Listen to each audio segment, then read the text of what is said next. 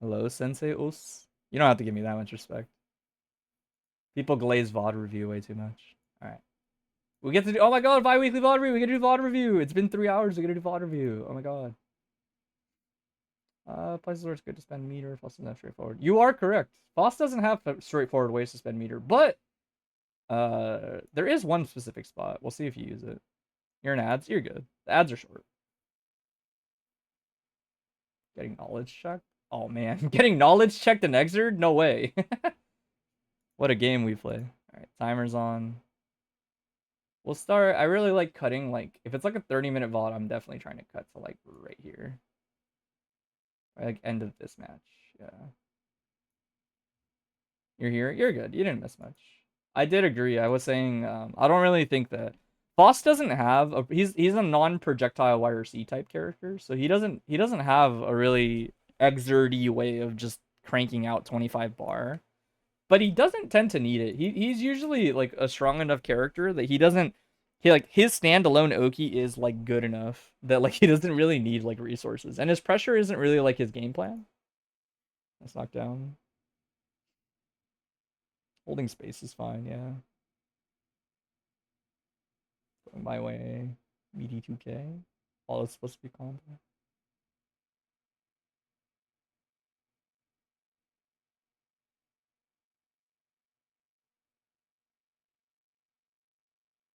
Okay. You forgot the copter was in this game? Ignore that. Oh, I guess it isn't in the other game. I forget the Pogo's in that game, but it's not like all fleshed out in plus R. S5K. This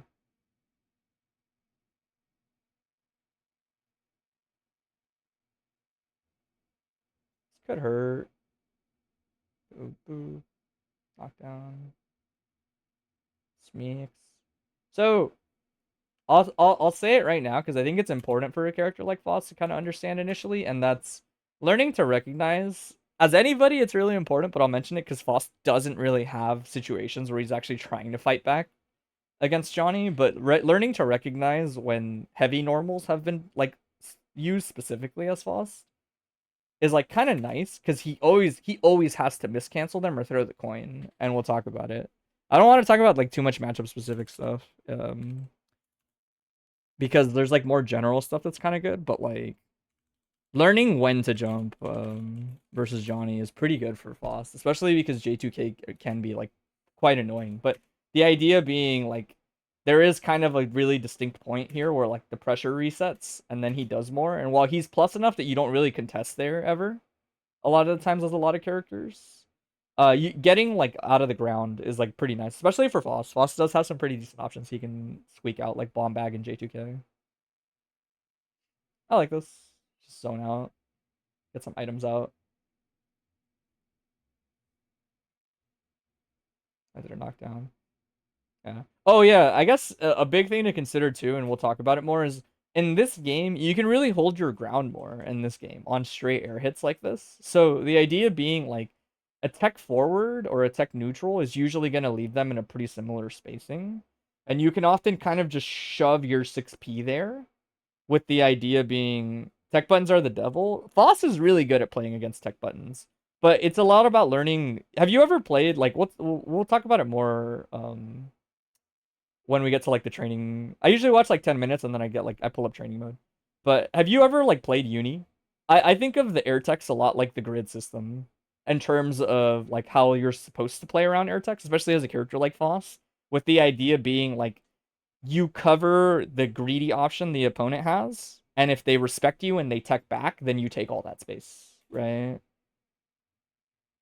You've double backdash on every air tech situation. Nah, you can definitely anti-air them as Faust. We'll show him. We'll show him. I mean, Johnny JH is kind of like a demonic normal, but it'll probably still trade, honestly, with Faust 6P if I had to guess. We'll find out. I don't know 100%, but Faust is king of abusing, like, lazy tech buttons, for sure. It's just really odd because, like I said, it's usually like a spacing dynamic. So there's like that big pause. Although that was far slash, but again, 5H into like a notable gap or whatever. You also haven't used J2K like at all, actually. And I only mentioned that because I think we watched the whole game and I never saw Faust J2K. Faust J2K is pretty brawlic in this game. It's pretty fucked up, actually. just on its own. It's plus or it needs the knockdowns most of the time.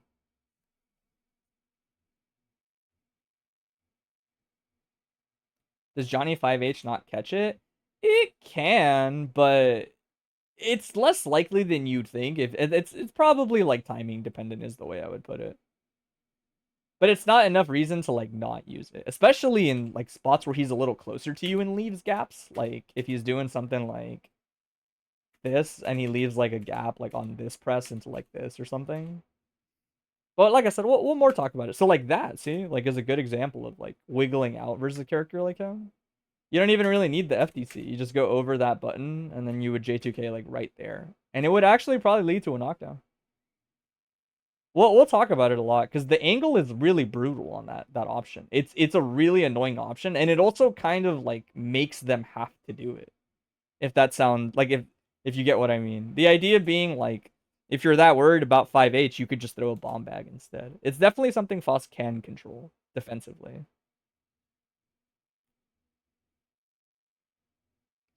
The classic. You went right through 2P. Oh, I'm glad you used Pogo. Pogo's a good example of a tool that's like way more useful in this game probably than like plus R. I mean, there's force break Pogo, but that's like an asterisk. Yeah, we'll talk about Johnny pressure a little bit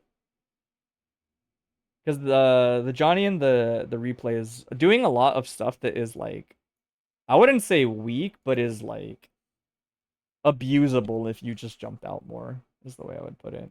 And you don't have to commit when you jump. The idea is kind of like anything is better than letting Johnny redash and get away with more stuff.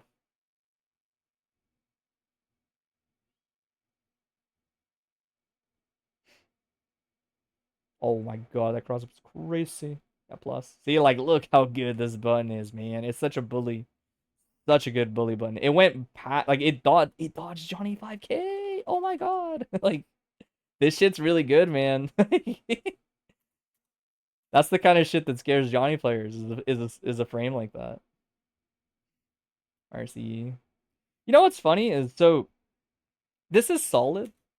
I definitely think you like the idea here being obviously like run up lower FDC high is very strong. I don't really think you need to do that versus Johnny. Honestly, I think you've been underestimating how good meaty 2K is. Meaty 2K is it just does it all, man. Like it's such a good stable like thing to start block strings with. And Johnny doesn't have a DP, so it's like they have to low blitz, you know? It's pretty big.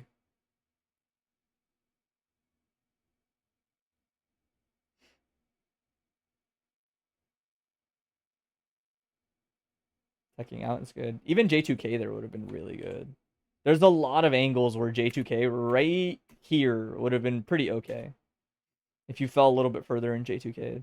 Because it auto corrects too. Safe on block. Or safe at that distance, I should say. Donut, you might not be destined to play Faust. You threw donuts there? That's brutal.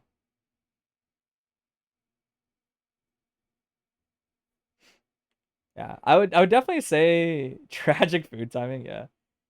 See, like, oh, this is a good example. This is actually a really decent, like a really strong example of like even so if you're hitting specifically like IBs and stuff right before those heavy normals, um, it makes it so even things like this is kind of like the fastest option he has here, don't actually punish you. You just kind of end up on the floor again. But the idea is like you would have jumped versus coin, you would jump on a redash, like it's definitely a thing that Johnny has to play around, especially if because this Johnny doesn't really use 6K much, which makes it even harder to play around potentially.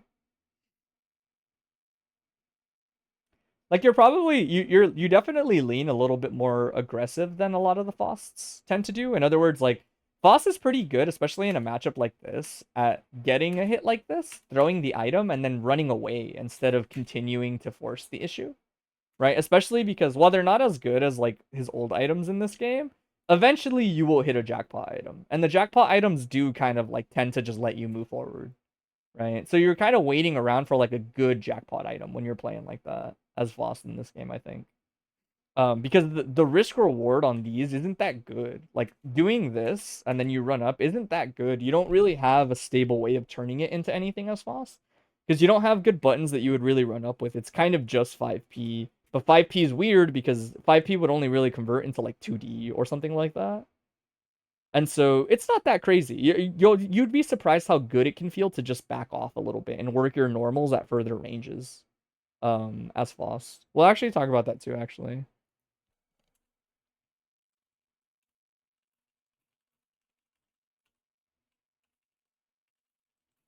Funny enough, Faust is better at like an air to ground approach too, a lot of the times, versus a lot of the cast. Probably not Johnny, because Johnny can react really well with his backdash. But in general, he can be pretty good versus it. Where are we at? 24 minutes? We'll watch like one more round. And then we'll talk about some concepts and some specific things. I want to talk about the air tech thing a lot, because I think it's really important to understand as Faust and like how to abuse it. And he has multiple ways to abuse it. So it's like a really important concept for him. Hashed out. That's a good 5k.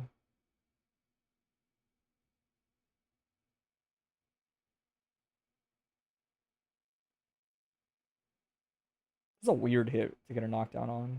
That was a really good way.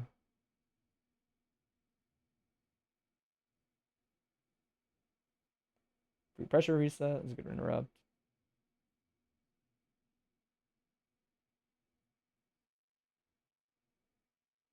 That was a nice confirm.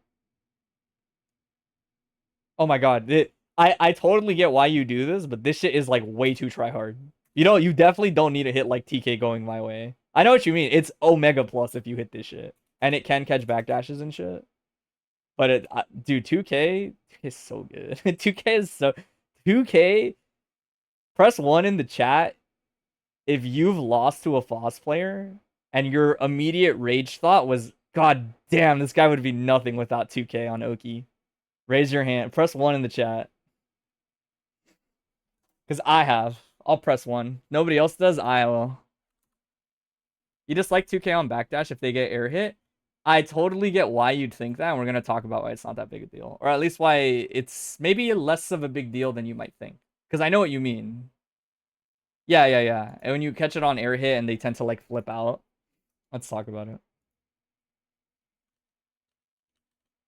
Oh, my game froze. I gotta restart it real quick. Good thing is we're less pressed to meet the actual cutoff because damn, why does my game keep crashing these days when I alt tab? It stems off you, stems back to air text and exert 100%. Yeah, I think exert air text. I've never played plus R. I only watched. Well, I mean, I played it during rollback, but that doesn't count. I'm not like a real plus R player by any means. But from what I've seen, air techs in that game are a lot more consistent at just like resetting the neutral. And like people can kind of try to move towards you. Your experience so far has been drop a combo, they do tech buttons into full reward. That is the Exert learning curve, 100% at the beginning. Tech buttons at the beginning are particularly brutal. Because they feel like a mechanic. And admittedly, like I'm a little Stockholm syndromed. And what I mean by that is I will say like tech buttons is not that bad, but tech buttons is arguably just like a bad mechanic. Like you, like I'm not gonna try to defend tech buttons that hard. But I guess the way I would put it is I've learned to play around it, and there is ways you can play around it in this game. They're not just like they get to tech. A lot of it is like spacing control. So like let's give the example of like let's say I hit. Let's see. We might actually have to reverse these potentially. This doesn't knock down, right? Yeah. Okay. Perfect. So let's actually reverse these. Yeah. Really quick. I want to talk about how Faust plays around them. Faust has a handful of like designated buttons for tech buttons. 6p trade is like a very notable one. 5k trade is also there depending on the spacing, although 5k is a lot better at punishing people jumping. But like let's say you do this, right? So generally you don't want to hit your 6p like in a weird, you want to hit your 6p like kind of like this, and then you want to just do it again, right? With the idea being like if they're gonna tech into me, they have to do it like here. They have to do, oh my god, I can't even get the timing. Or we'll do the easy one. We'll do delay. Delay 2k is really good like this. Too. We'll see if Johnny JH does the miracles it tends to do, but we'll see. Right, a little bit later on the timing, or a little bit Actually, yeah, 6p and a 6p is probably fine then. Alright, so like, if you get hit like this, right? No, I recorded it too fast. Alright, so like, big 6p. Big 6p. If he does tech button JH... Oh my god, it's still too early. Okay, it is a little delayed. I'm like, too early on it. There we go. Like that. See? The idea being that, so when he's in this situation, there's kind of like that window where they're going to escape the tech. And they don't actually have as much time as you might think because they're kind of low to the ground. So if he waits a little too long, in other words, like, oh, I don't want to tech here because it's like losing to like 6p, right? So they want to tech like a little bit later. They kind of can't because they'll probably touch the floor before. It's kind of hard to change the timing on purpose at low height, right? And the idea being like if they tech neutral, then you kind of just like hold the space. Usually a better player will know to tech neutral. Kind of like own the space and try to punish you for doing this, right? Most people will start to get hit by that and tech back like this and take the space. And like I said, there's a lot of different ones you can pick as Faust. There's not like one size fits all. Like sometimes he presses this instead, and then he just does that instead, right? Like 5k is a pretty good one, see? Right? Or like even if he does like tech neutral, like it not in a space where he can get covered, it can get dicey because you definitely have to get a feel. How would I record the backdash? I don't think it's that big a deal. But learning to understand the space where tech forward covers, right? In other words, like I'm gonna stick a button out for tech forward button like this, and if they press tech forward button, most characters should lose, right? To Faust. Again, you'll have to troubleshoot and watch what buttons some Faust players use. It depends on the matchup. It is not one size fits all. But he has some pretty stable ones, like I said. Like even I still believe that I'm like pretty sure this will work. If I just time it like a little later, because he's so tiny. Yeah, see? Right? And it's really corny. The way I'm gonna explain this is like, so that hit is the hit that you get on Oki, basically. Where it's like, again, I get it. It doesn't knock down, right? So the idea is like, if he does like tech buttons like this and he gets hit and like he can still tech again, what do? You just do it again. I'm like not even fucking with you. As long as they're in that context, you keep punishing tech forward. Like you keep playing for it a lot of the times. Right? Because the reward is pretty solid if they keep biting. Right? Eventually you'll get like a big like counter hit 6p or like the 5k trade or like the 6p trade very notably, right? And you run up and you press a whole combo. Right? And usually Faust in this game is like pretty okay with it because the idea is very like if he does this and he gets the hit and then he techs forward, right? So like if I do this, oh my god. Right, and he techs forward again, you just space like 6p or whatever the button is. Johnny JH is kind of a demonic normal, to be fair. But a lot of other characters do not have like anything nearly this good. And this thing still loses to 6p on Faust. But the idea being, like, let's pretend I keep trade. Like, let's pretend I pick like JK a lot and like I don't know, like trade with 2k. And he does it again. You keep spacing it until you kind of bait them into probably doing this. And once they do this, like you can just toss an item instead, right? The idea is like Faust can cover it, see it whiffed, and then he's like full screen versus a lot of characters, right? So he plays around tech buttons a lot, which can be kind of annoying. But when you look at it from like a risk reward standpoint, he tends to not get punished that hard, is the way I would put it. He just kind of spaces for tech forward, times it for when they get out, and picks this. I've even seen like sometimes 5p, but not really. I'm gonna be real. It's mostly just like these. But dude, I've like traded with so many different Faust normals, just doing shit like that. And the backdash is fine. If you're ever really worried about it, then you can, yeah, backdash. But you really do want to play into people having like the like dopamine, like I just want tech buttons or whatever. It gets a little weird to set up in like training mode specifically, but like that's a big hit. Like, right? Like he can't tech for a while. Tech trap, throw hammer. That is the classic, but you have to throw hammer. I won't just pretend that you get the hammer. What if I get the hammer though? It's on random, right? Yeah. What if I get the hammer? What if I'm the chosen one? No, I'm not. But yeah, you get like Dave says, you can even throw an item on the 6p and see what you get, right? So you can do like hit again and see what you get, and then now it's like cool. Like now I have this. Now I can like do whatever with the bomb, right? Um, you usually play a lot for that, and then once they give you the space, you go for this. And then one of the things I wanted to talk about, since it's related, is item toss is pretty safe in a way where a lot of times if you hit this, you can kind of backdash a lot or like jump back a lot and see what they do to commit into you off of your pokes, right? With the idea being like IADs get freed up to like you can crouch and press this on reaction, you can 6p them on reaction, you can often 5k a lot of things. Let me see if I can like set it up. A lot of things where like if somebody jumps and does this to you, this trade is actually pretty good for Faust. You actually kind of want 5k to trade on average sometimes. A lot of like air to ground stuff, if it's not like Chip JD or like very like Johnny J, it's like a lot of really normal air to ground buttons that aren't fucked up can trade with that, and then Faust only gets kind of like pushed away a little bit. And so you just run up after it, right? You run up and you do, like I said, meaty 2K. Meaty 2K is the one I kind of wanted to talk about a little, where you were saying like, oh, if it hits him in the air too, like it can get a little weird, right? So like if you get like this hit, then you just play for the 6p a lot of the times, or the 5k, like one or the other, right? I think technically, like if you're fast enough, I think sometimes on better characters or like bigger characters, you can still 5h in time. But like, don't quote me on that. For the most part, I do see like this hit a lot. But it puts you in that like kind of situation. Let me actually just reverse them since we're probably not gonna need Foss to be on the recording much. But does that make sense? It is an annoying mechanic, but it does favor Foss if they're doing tech buttons forward a lot of the times for a lot of the cast.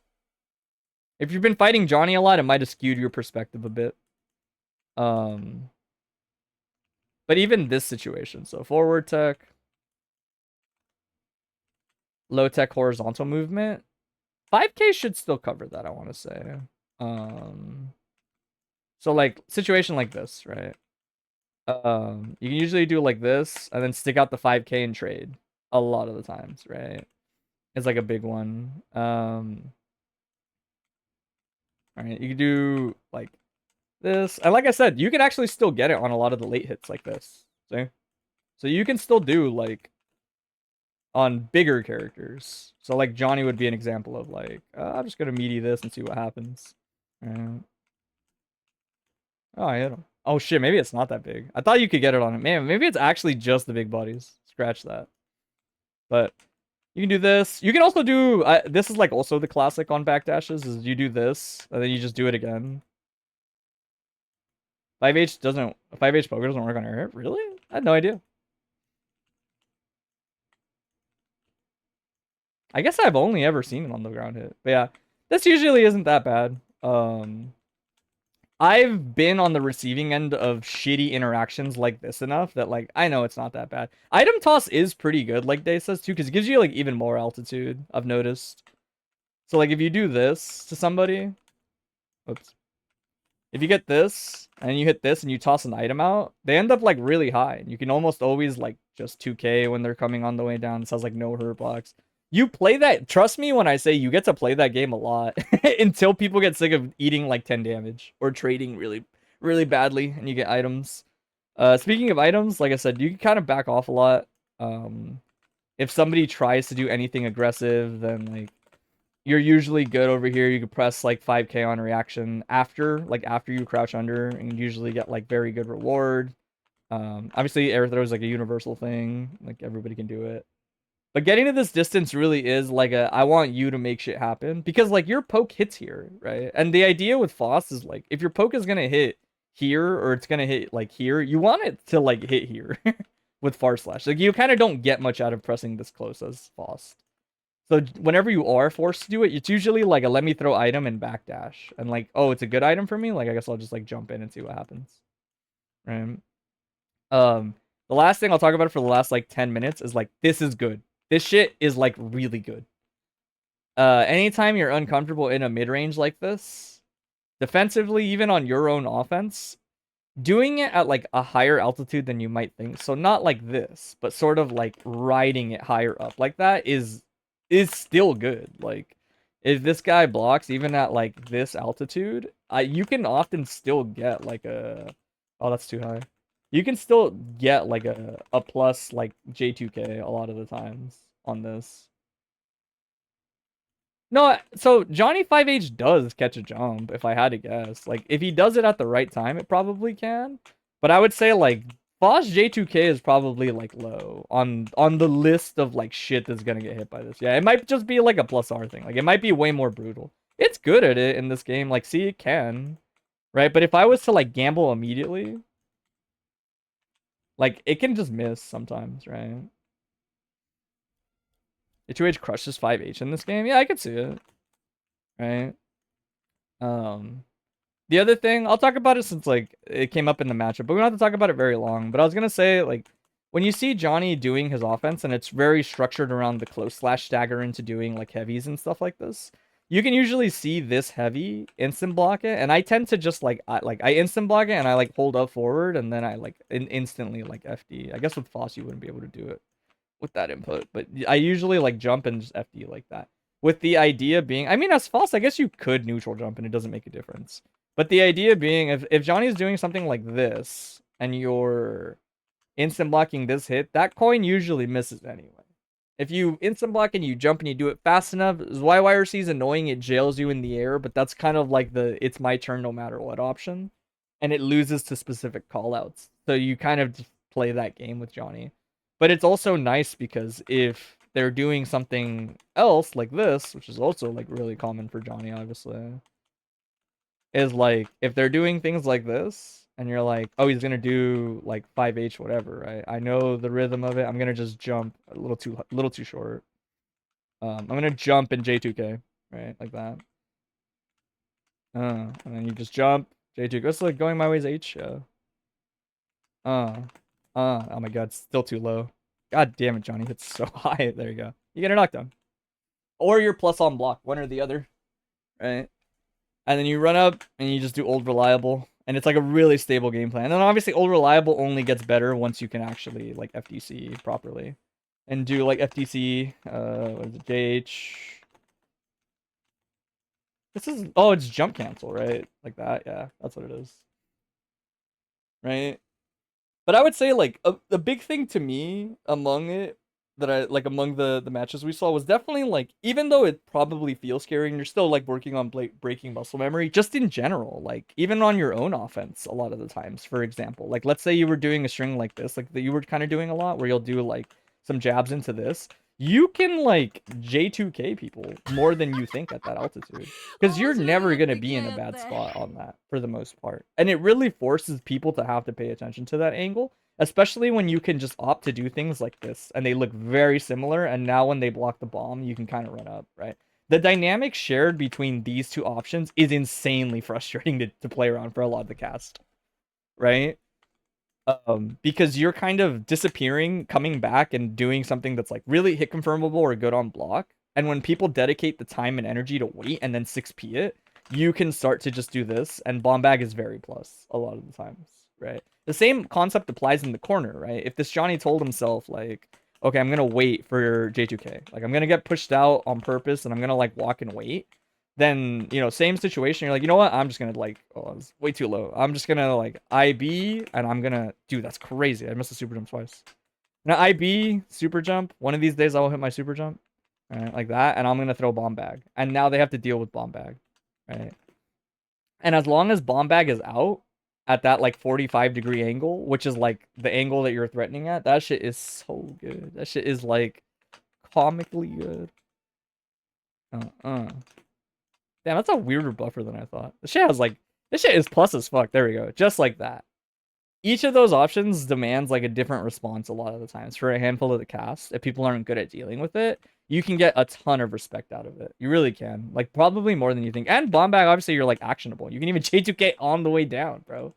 But definitely get a feel for like this in your block strings. You can do it whenever, bro. You could do a year if you want. It's still good. You're still plus. Like it's such an oppressive option in a way that like really forces people to jump out of your pressure or like slow down so that they can bait you just committing on this, right? Learning the altitude where it's like that's a little too high. Obviously, you want it to be like a little like slower. Even when it's just safe, man, like it's the reward is so good, is the way I would put it, right? Or if any of these clips them, all right, oops.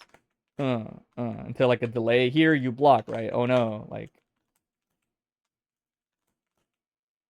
oh, it's so good.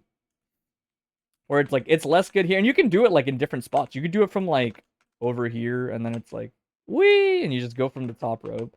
Because it's almost never actually like punishable on block, you'd be surprised how good it can feel, even when you're not doing it right, even when you're getting it like over here. Because you're just gonna block at worst. And if you really think about it, it's pretty fucked up that like you could technically have just like done a lot of other shit. But there's a little bit of finesse to it. Like you definitely have to learn like the timing for it, the altitude. Um, but this shit is the bee's knees. And then guess what? Like if you're plus, don't forget like the old reliable is still there, right? That's like a big part of it too. I think Faust having this is like also very frustrating for people in the face of how good that option can be no matter what. Because when he runs up, you do kind of have to think about that option, right? It's easy to just be like, okay, well, like, I'm just gonna let him J2K. He's just like J2K, he's doing nothing, right? If you ever J2K and you get one of them to hit, right, on block, it's like, okay, I'll just run up and be plus.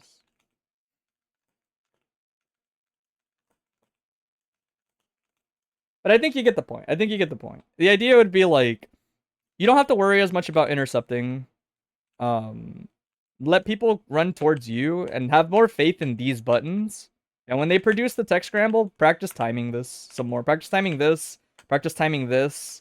Force people to learn how to neutral tech and then play around it. Or even better, if they back tech, then you get a lot of free items usually off of it.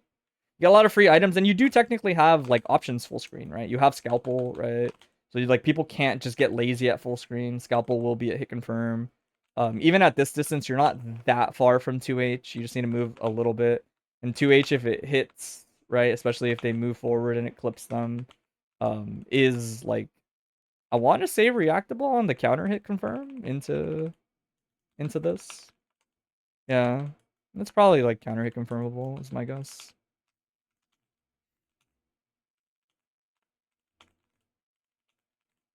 Is it random? Yeah. Yeah, that's definitely confirmable. Yeah, you do it in a match. Okay, yeah. But uh the buffer the circle. Yeah. That's what I was thinking. Yeah. I mean, you definitely have to buffer it. Item toss or scalpel. Yeah, I mean, I think the idea is if you're doing this, I would probably sooner buffer that, and if you're off, you just like take the minus frames. You tend to recover in a good way. Um But yeah, you tend to be a little overly aggressive, I think, with Faust in this game. Faust isn't as good at being aggressive in this game, is the way I would put it. Because of things like tech buttons, you need to kind of hold your ground, space out, look for more like safe options, I would say. And definitely like if you do want to be like more aggressive or more proactive, this is like the way to do it, or this is the way to do it. Both are very good. And they're like fundamental options, is the way I would put it. You'll see, like, you could go watch, like, any Faust player at, like, high level, mid level, etc. I think they said they were trying Faust in this game. It's not a bad decision, bro. Faust is very good. Faust is very good.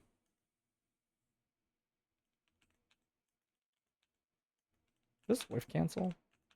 But yeah, that's pretty much it. I mean, I'd imagine I gave you like a piece or two, of like the big one being don't be afraid to engage with tech buttons. It's too much of the game. Worst case, I mean, someone does tech blitz in your face and you're just a little mad, but like that's just like psychopath behavior usually. That's just not consistent. If they do that, then you just backdash and they lose 25 bar. You call it a day. Um Man, I hate Fox J2K. Dude, and if it hits like oh dude, it's so good.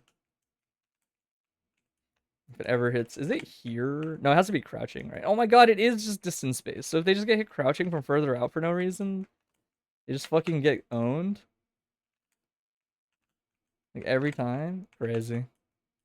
So good. Yeah. Hopefully that kind of gives you some ideas. You seem fine in the sense that like it's a lot of just calibrating for Exerd. And like learning to put respect on the right things and wrong. Because I didn't. Sorry, I guess we'll do it. We did it. We do have time anyways. As long as we have to like end. You wanted like a usage for meter. Faust doesn't have like crazy usages for meter. He's not a 25 meter kind of character. He tends to do it in 50% chunks, and he doesn't usually mind that because, like I said, he tends to knock down or play the air tech really well. And then items often kind of give him freebies here and there. That usually his main go-to is like this. I was also gonna say if you're ever like in an uncomfortable spot, I completely forgot to mention it, but Pogo is just like it's a pretty good frame trap in this game. You don't need to do like multiple of them. It's kind of gimmicky to do more than one.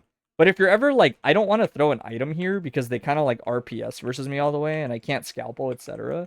Doing just one Pogo in a dismount, the timing, is like pretty good. Because like people have to respect it and it does frame trap, right? In other words, like there is gonna be like a gap here, right? And if it counter hits, then you get the knockdown, which is what you're fishing for. And if it doesn't, then you just learn to do this, right? That's just Faust. Learning to do the 6P when they tech forward, and you're like, okay, they're scared of teching forward, so now they tech back, right? And then the idea is like if you actually do have 50 bar, then you can always like hit confirm it if you want. I don't really think you need to, but if they ever block it too, this is kind of like his main way I've seen Faust try to force more offense. So if you're doing, say, something like oh, this is also a link? Word. Oh no, it's a Galing. It's a Galing. Right. So if you're doing something like this is like a really common thing I'll see Fausts do. They'll spend it into 50% chunk like that. And they'll usually, depending on how scared the opponent is, either do run up 2k to scare them into getting caught holding up back, or they'll do they'll do an FTC mix right away, right? And then go from there. But I would say that's like his main way of using it. He doesn't really use it in many other ways. Like this isn't like a thing, you know. Like people don't like throw an item and then try to recover like a frame earlier. They're usually just down to throw the item and play around it. Yeah, I think that's it. I mean, I would say if you're looking for meter usages too, Blitz is in the game, so it's like it's an easy way to dump 25 in a really like informed way. It's like, oh, they always press /, okay. And Faust has pretty good RPS versus it, right? Because he can dash up and do a high or do like a low, whichever one he'd prefer, right?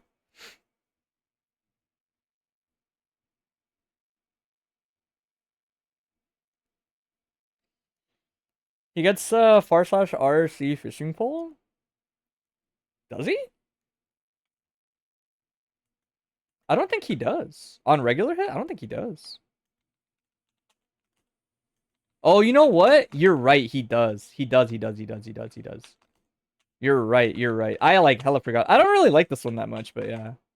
I feel like I'm usually of the mindset I would rather do like this as Foss and then just do this instead. But I guess the other one does knock down, right? But that's a good point. That's a good shout out. I just figure most of the time when you press this, I'm like, you can technically do this, or if you're far enough that you would scalpel, like the item seems pretty safe. Because I don't know if I've ever considered this one. Maybe on counter hit, it's like hit confirm. No, you definitely have to send it, but I guess you could. You're right though. That is solid. Because if you're ever in the mid range as Foss, you can basically do this, and if it hit them, then you can scalpel. And if it didn't, then you can run up immediately. But it is, I don't know. I feel like that would be kind of hard. Maybe not though, because of Exert slowdown. Yeah, it's okay. Is the way I would put it. Like,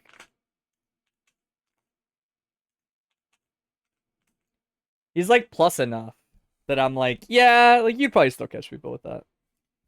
Yeah, hopefully that gives you like at least some insight into like tools that you like don't give enough love to right now. Because for what it's worth, he is very simple to like understand. I think it's just a lot of repetitiveness with Faust. It's a lot of like I don't get knockdowns, but I'm built for it. So like Faust doesn't really like mind, is the way I would put it.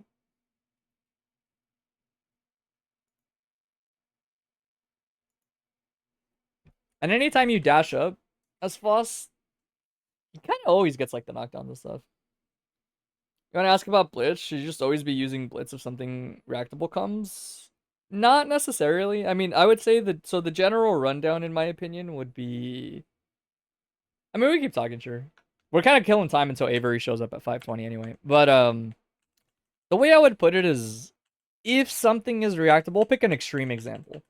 But if something is reactable, it also carries the burden of being like something that can easily be YRC. So like blitzing on reaction is only as good as like the situation lets it be. So if they have no bar and they do something reactable, then yeah, like blitz is guaranteed. Right? That's like a really niche situation that can come up. But if you catch them, right, if you have a strong reason to believe that you're gonna get the blitz and they have 0 bar, there's no counterplay. You just get a free opening, right? So those are usually like when blitz is the strongest. But for example, right, like a move like this is reactable. Right? What the fuck is the input? It's like a super input. Is it on H? No, it's on P. Am I just doing it wrong? Yeah, it is. Okay. Right, so like undertow is reactable, and I believe blitzable. I think you can, yeah, you can blitz it, right? Right, so you can see it like, oh, it's gonna do it or whatever, and so you blitz it. But Slayer can also like technically do the startup of undertow, and then just YRC it and do something like this. Oh, there it is, and so like the counter hit state kind of becomes like a liability, right? In other words, like just because it's reactable doesn't mean it's like farm the blitz every time kind of thing. But it's worth introducing is the way I would put it. It's unlikely that somebody gives you the benefit of the doubt on the first exchange. If you see a move like Bull Bash or if you see a move like Undertow, like the blitz is probably gonna work the first time. But the fact that they have so much startup means that you can wait. You can wait forever and then still get a YRC. Like you can do it so late and still get it. But I like Blitz a lot in specific situations. If I was to give like my personal like where I like Blitz, I think Blitz is strong when someone has a really telegraphed point in their block string like here, and let's say you're like really looking for it. You're like, I'm waiting for 6H, I'm waiting for 6H. And you kind of see the character animate, then like yeah, like there's like more reason to look for it. Because the idea is like if you start to look into some of the strings, then there's less things to worry about in general. And so the Blitz becomes a lot more practical. Um Universal situations, I would say you don't have to worry about it as much with Faust because he has such good like reaction anti-airs. But I think Blitz is good for stuff like this too, where if somebody is IEDing at you, for example, and you don't want to think about like when they're pressing the button, how they're pressing the button, Blitz is pretty good at catching everything there, right? And they're also airborne state, so the return Blitz from them has to be timed pretty well.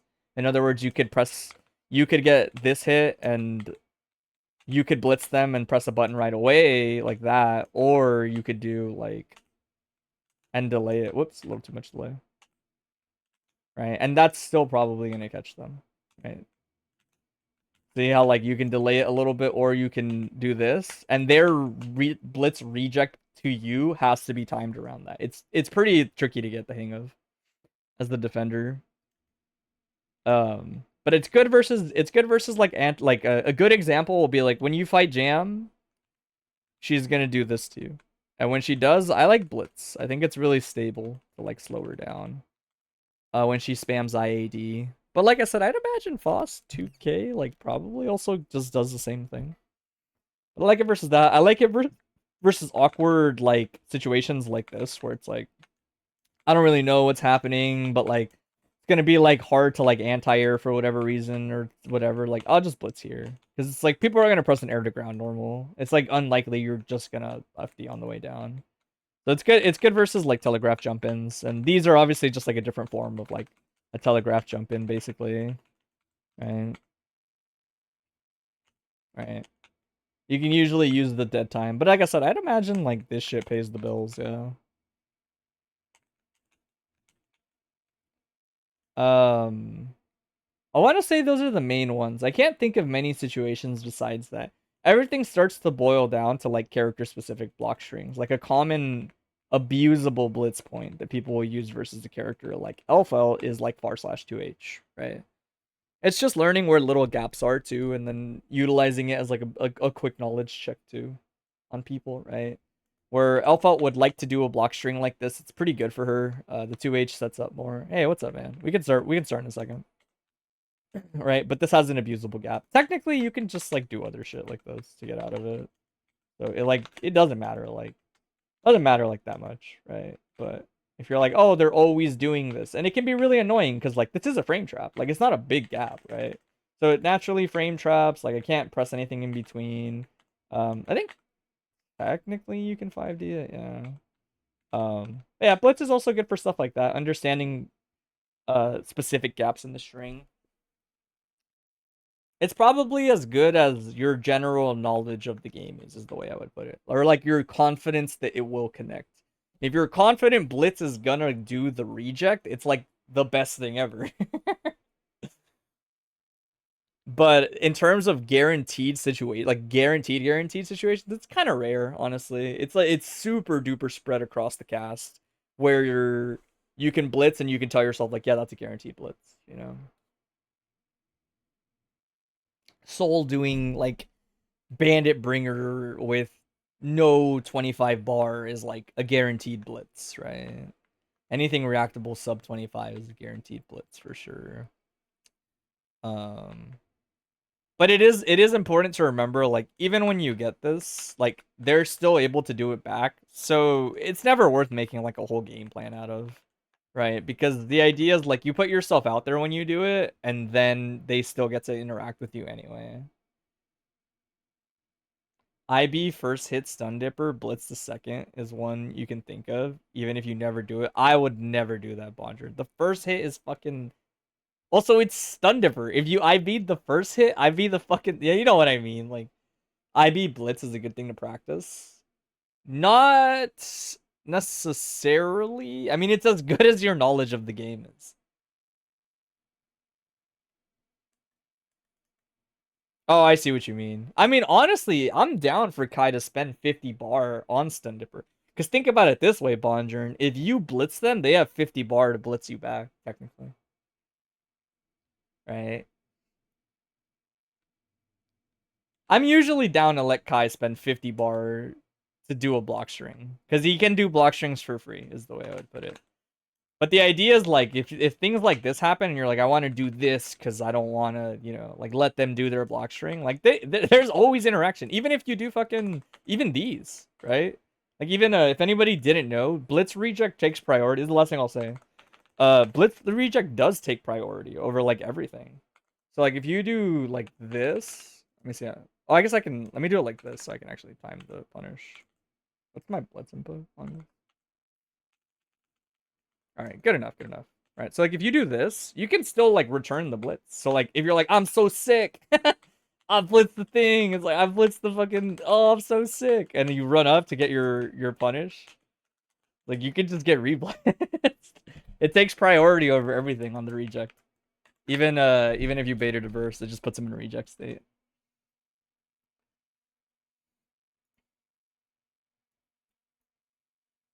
Oh, and safe jumps. If you're not, I didn't think about that. It's good versus safe jumps. How did I forget? Old reliable, dude. If somebody's just safe jumping you, represent blitz. It's very strong. Um, what time is it? Oh, it's not even 5. I don't even feel bad. I thought it was like 5. We can talk about that actually as the actual last thing. I'll teach you this RPS because it's kind of if you haven't like been introduced to it, it's like exerts flavor around like how safe jumps work. Of like blitz versus backdash versus throw option select on a lot of safe jumps is like a very, very common thing that you'll run into across like a decent chunk of the cast. You wouldn't be here this early? That's fine. I mean, we planned for you to be later, so it's not a big deal. Um, so, all reliable, whatever. It's probably not a safe jump, but it doesn't really matter too much. They're frame 1, right? Obviously, like, it's like a big part of the mechanic is their frame 1. So very telegraphed safe jumps are not a thing that you necessarily have to respect. Especially if they're like this and they end up. We'll just do it like this. It's fine.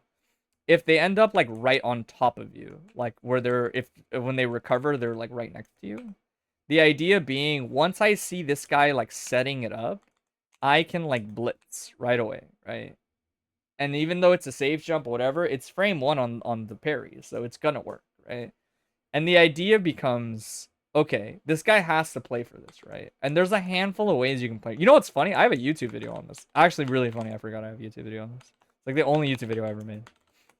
And then I realized making YouTube videos is annoying, so I didn't want to make them. But, right, so like he can do a thing like this. Oh, I didn't record it, or I didn't save it. Real, dude, it's hard. It's too much effort. Because then you realize it's not like this where I can just waste people's time because I'm bad at explaining quickly. Right. But if they do, if you do your reversal blitz and they delay and do an air dash like that, like cool. That destroys the blitz. Technically, that doesn't really destroy you holding it, by the way, which is like why it's sometimes good to hold the blitz. Not a lot. I'll be real. Like holding a charged blitz is like pretty situational. It's mostly you'll only see me do it like out of the corner, or to like chump check somebody. Um, but let's pretend like I do reject blitz and they bait it, right? They can't do that if I option select throw OS, right? So if I throw OS on wake up instead, if they don't safe jump me, I'm gonna get that input out probably, right? Because the idea is like the delay itself on the air dash, because they don't want to meaty me anymore, gives me that for free, right? And if this guy tells themselves like, okay, like they're always doing blitz, so I'll go low, right? Like this, then it's like I don't want to die to soul 2D counter hit, right? So I don't want to blitz, but I can still throw us a lot of the times, right? The idea being like as long as they're in your throw range, like you're still gonna get it, right? And so this RPS tends to boil down into like how they're covering the blitz, right? In other words, like there's even like softer things you can do. Like now that you know that they're just kind of doing safe jumps, like you can just backdash them, right? Or blitz. It depends how aggressive you want to be, right? Like if I had to put it on like an alignment chart, the idea is like if you're very confident they're gonna safe jump you, blitz is a really, really aggressive way to fight back, right? Um if you think that like they're gonna do it, but you don't want to go too crazy, then you can just backdash instead. And that is like generally pretty good too.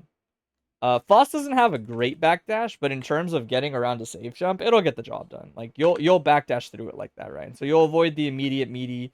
You can even try to do things like backdash 5D, backdash 5P, whatever floats your boat. Probably backdash super jump J2K if I'm being honest, is like what I would do if I was Faust, right? And so it's just like where you are in terms of how much risk you want to take, right? That still knocks down, sure. Uh, I mean, so yeah, that is like the woes that Chip fights in every matchup. That is a big part of why characters that rely on safe jumps are really fragile on their Oki. And Chip technically is safe jumping you a lot. He's trying to do it as a mix up, but you can't cross up this input, right? And so yeah. It is very gorilla. And it's unfortunate, but like you do kind of have to embrace a little bit of it in some matchups. It's very good. It's a risk reward thing, right? The idea is like, would you really rather block a mix all the time when you could just like RPS between a backdash, between a blitz, or between a throw OS? With the idea being backdash and blitz are very good versus safe jumps for the most part. Technically, there's some option selection shit. You should be careful. Like a better soul player versus like Faust has no reason not to say to option select for catching the backdash. Technically, right? But most people do not, right? Most people do not do something like this, right? Where like if this guy was a sweat, he would do this, right? And so now, like even if I hit like the backdash timing, which probably take me a handful of tries, um, he's gonna option select for it, right? Don't worry about that. Most people don't do that shit. Which is why I can relatively confidently say like both blitz and backdash are pretty good versus safe jump. The things that beat blitz and backdash are weak to throw option select. That's basically it. Like that's the whole RPS. Because if they do the delayed air dash, it catches backdash a lot of the times too. And if they do empty low or they do delayed air dash, as long as they're within the range of your throw option selecting will just own. Like it's just gonna own. Especially with Faust. Faust has such a good 6P on wake up that it's like especially good for someone like him, right? But I was gonna say keep that in mind too in terms of where you want to use this mechanic, right? Like if you're like where should I use blitz or like how good is it? It's very good versus safe jumps too, at like forcing that interaction. So that automatically means it's good versus like looking at the cast. Soul, not really May that much. Not really Milia. Technically, it can be good versus Pop, but the consequences are really obvious. It's great versus Chip, whatever versus Faust. Doesn't matter versus this guy. Blitz is okay versus Venom for other reasons, funny enough. Slayer, it's not really that important. It's actually kind of important. She tends to safe jump when she doesn't have no Bedman, it's important. Not Ram. Sin, it's important. Not Alpha. Leo, not really. Oh no. It's good into like Raven doesn't save jump, but his glide loses to Blitz in a sense. So similar idea. Yeah, I would say oh no, answer. Answer has a hard time. Say like a handful of the cast, maybe like a couple characters are like that. Boss gets full low profile frame 1 on 6P, so the streets say that move is viable. It's pretty viable. You know what's fucked up is it's like the least frustrating of his buttons to me. Like I hate 2K and 5K and stuff like way more. But 6P is really good. The only reason I don't care about 6P that much is because like it's just an anti-air. Those other buttons are like jump cancelable, fucking they do like a bunch of other dumb stuff. But on paper, like I hate them less than where's Bedman? I hate them less than 6P. I'm not saying a lot, man, because Faust 6P is so good. Yeah, somehow it's the most flawed of his anti-airs. It's fucking crazy. But yeah, keep Blitz in mind for those spots. I will also say just like keep in mind it's a frame 1 mechanic, right? And it only relies on contact, right? So the concept of like I'm getting suffocated, like I don't know how to like force respect or like deal with certain things. I'm fighting a Raven and all they do is spam glide and I'm not fast enough to 6P it yet, right? Because like Faust can 6P it, but let's say you're not comfortable, like Blitz is a really easy way to just like slow that down, right? It just remember it's not a strategy. It's too volatile, like on the punishment and how preemptive you have to be. So like it's never a full strategy, but it's like fundamental for shit like that.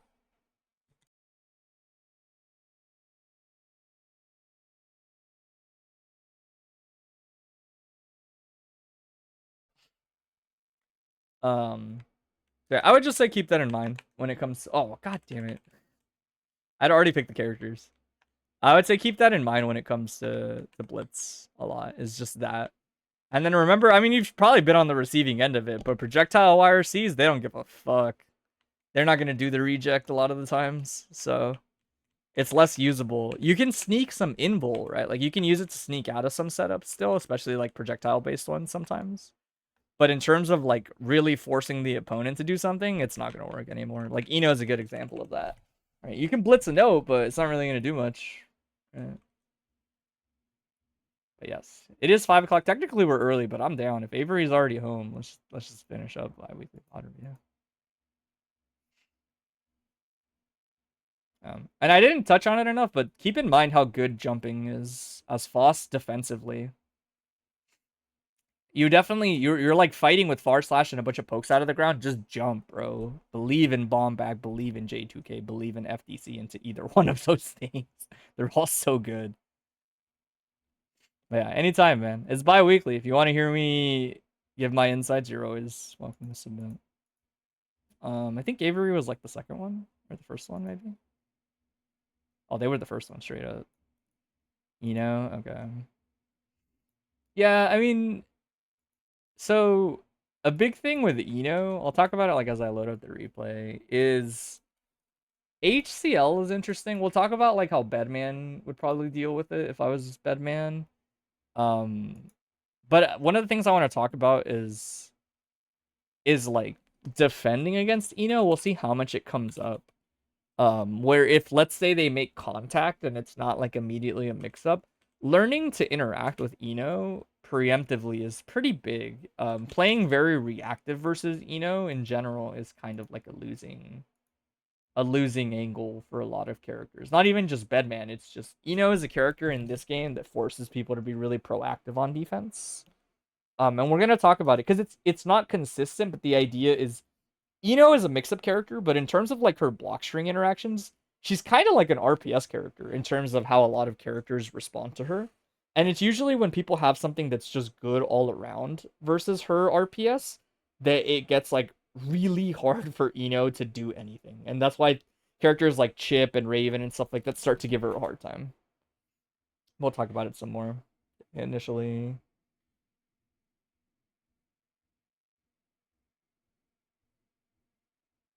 Knockdown. Summon's gonna jail. One minor thing I was gonna say, by the way, Avery, is like You should get into the habit of, if you're gonna call the task C replays. This isn't like, we don't have to talk about it much, but when you're gonna call these and you start moving forward, you should probably make the assumption that it's gonna hit them, even if you might be wrong sometimes. But the idea being like, yeah, you technically like Eno can do stroke the big tree and she would get out here or whatever. But doing summon and then just like setting up a glide would make it so that as they're getting forced back down, you would already be in the air ready for it, right? But instead, what ends up happening is you kind of just walk up and do like more pressure, which is not necessarily bad, but the idea is that Bedman doesn't really win off pressure. He wins off like setting things up and committing, right? Is a good example, right? The reason I mentioned like you don't have to do it all the time is because of shit like this, right? If you do a replay like this and you think it's gonna like hit them, then you don't want to just glide right away, right? Because if I jumped and I did the glide, like it would maybe fuck it up, right? If you're not ready for it, because she would flip out like that. But the idea is you just adjust it based on what you think they're doing. I think if you expect them to kind of hold up back versus bed slam automatically beats that. So if you call the replay, you should just be like, I think they're gonna hold up. Let me take initiative and start setting up the hover right away, right? Wow, that was active enough. Holy shit!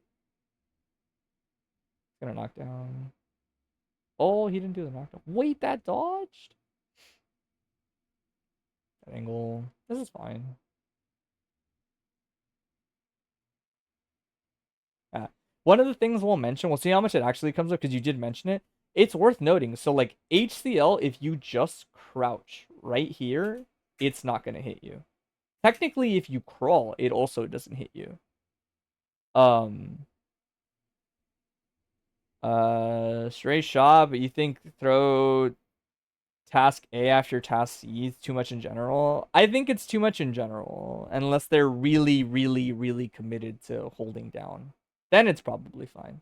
Having more replays is not bad for Bedman. It's only good, but the idea is that most Guilty Gear Xrd Revelator 2 players don't like to block. So it's like hard to keep getting them, basically. If that makes sense.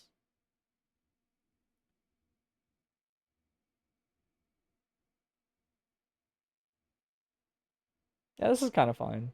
But yeah, one of the things, we'll see how much it comes up, Avery, but like learning to play around HCL, especially if you already have the projectile out, in my opinion, is a lot of just not getting hit by it. Like learning to not be in the big like grounded horizontal range it covers, or if you are, like remembering to stay crouching or crawl, right? So that these don't hit you, basically. Because that's like the whole thing that she's going for, right? So it's either like low to the ground or be like much higher up. Like be in the air so that it's just like not a factor, and throw like an air fireball instead, which will still like get the same thing done basically.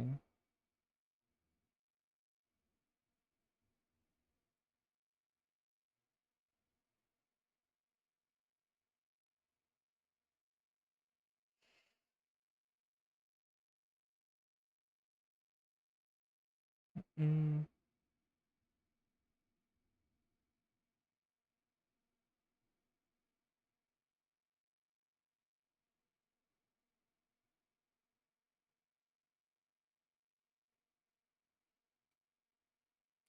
You feel like Raw Tassi might be decent in this matchup? I mean, it's as good as your opponent lets it be, is the way I would put it. I think Task C is just one of those where like if you can get it out, sure, but it doesn't do much if it doesn't hit people, is the way I would put it. It makes for a good wall, but if somebody waits for 6 or 7 seconds, then that's like all it does. Gives you time for getting more Task A's out, I guess, but it's a lot of like it's like just a Hail Mary is the way I would put it. You're like really banking on somebody running into it. Yeah, like learning to play around this is, I think, pretty big. In other words, like expecting like the reversal HCL. Like setting aside time to respect that option is a pretty big deal. If it's gonna like reach in ranges you're uncomfortable with. That's a big part of like characters like Bedman and Axel really have to like consider those things. In other words, like it's not bad just because like, oh no, I can't, like I don't have free real estate at full screen. It's a lot more like, okay, like surely what they're doing has like its own consequences and I should play around that, right? Like tools are not always just like that big for no reason. Gonna hit. This isn't like, there's not too much to say about this because a lot of this was just like standard note Oki, where it does have very limited interaction. There's not much you can do in that specific like Oki situation. It's been mostly scrambling a lot into getting like clipped into stuff like this, and then getting opened up. Right, like this is fine. This is a good start. You avoid that. Oh, that was a good H seal. I can't lie. That was just a very good H seal. This is a big point in the block string right here. Right? Like learning to be preemptive. I'm gonna talk about, block strings like on their own. We don't have to pause every time. But know that like in all these interactions, like a blitz, all these interactions, a lot of it is paying attention to that.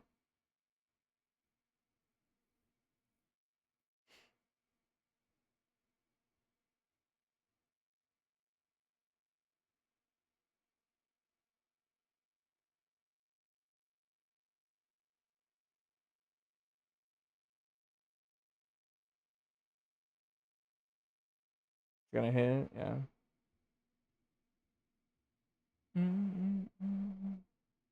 Yodoki missed. One of the things too I was gonna say, and this is gonna sound counterintuitive, but I'll explain why I think it's probably better. You probably don't want to be full screen versus necessarily. That's gonna sound like crazy, and that might not necessarily be like objectively true. But I think the idea is like you're so far, it's kind of hard to threaten anything versus similarly, right? And does have like note as a full screen option, where it's gonna be weird for you to always play around note as Bedman because he doesn't have like a consistent way to like break it, right? Especially if the projectile's already like out and at a different angle.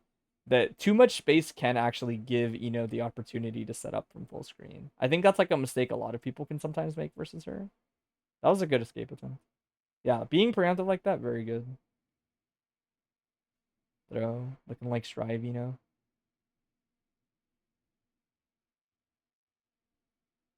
This is a good example actually of like being in a range where like HCL doesn't do that much. Like the only reason this was safe is because they wire Sita. Like he wire Sita and he was safe. Other than that, like not too much really.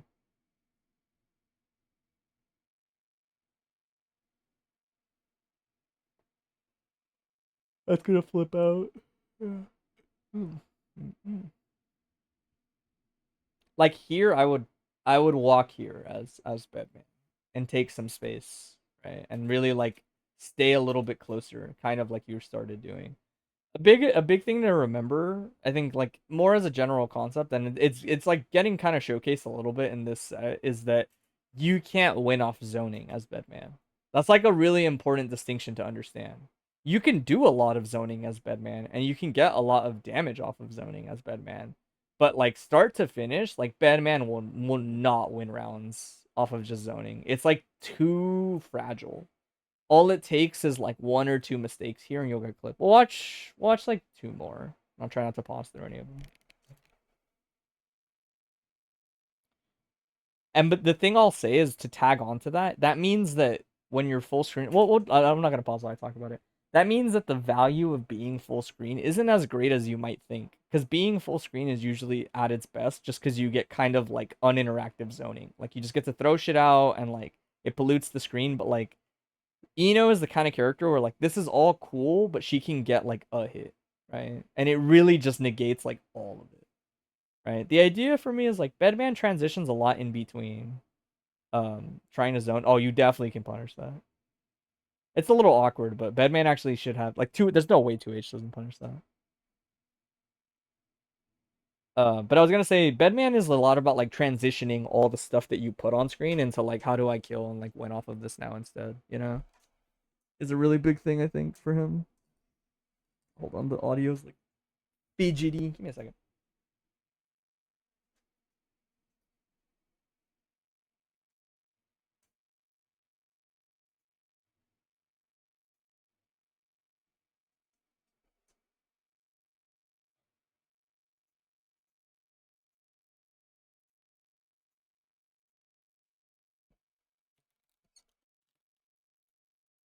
No, is OBS just gonna die on me? I mean, it's fine. I don't really care. It's not gonna fix itself. What if I cheat it though? What if I put it like a Spotify? Oh my god, it did work. Sick. Oh, but then it doesn't save to the VOD anyway. Fuck, I messed this up. Don't worry, I paused the timer. Okay, will it work now?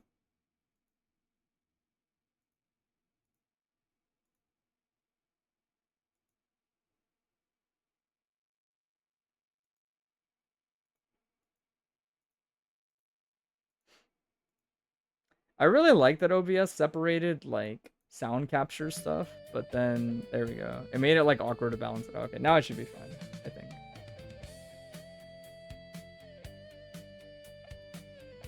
Right, because I think it's capturing the right audio. Yeah, it is. Okay. We'll finish watching this. Mix is mix.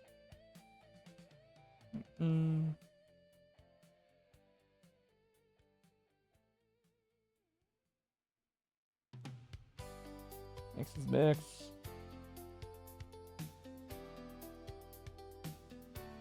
This is a really good snipe. Yeah, that kills. Actually, I guess we'll just finish watching this one. I don't know if we need to watch like a whole of the game's worth of it. That angle was good and that projectile was pretty good. But see how like once you start to get full screen, you guys are actually both kind of like equivalently doing shit is a big part of this, I think. Ino's really good at clipping people from like pretty far away if she just commits. It's I think how they wanted her to play around characters like Bedman, and so learning to kind of like wait around and play around those things is necessary, is the way I would put it. Also, minor thing, but we'll talk about it more with the defense stuff. When people do strings like this, especially you do kind of want to push her out. You want to like faultless these strings so that stuff like this is gonna hit later or just miss entirely, hopefully.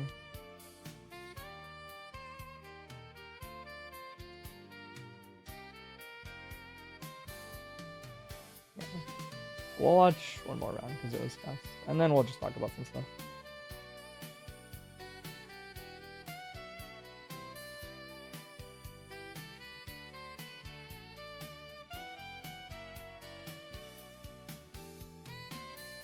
Note is note.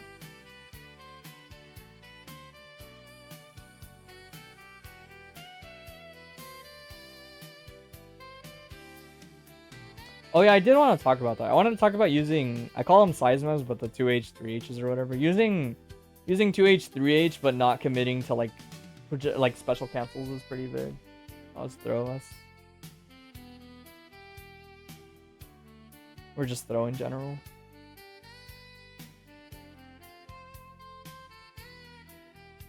Yeah.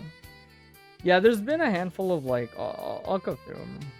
Yeah, we've like looked at a lot of the interactions. Let's talk about like both of these characters. So a big thing is like if you're struggling with like, oh, the game audio died because of the fucking thingy. I'll restart the game, but I'll talk about it while I restart the game. A big thing about Ino's HCL specifically, and her dives, by the way, dives kept coming out too, is like those things aren't that safe.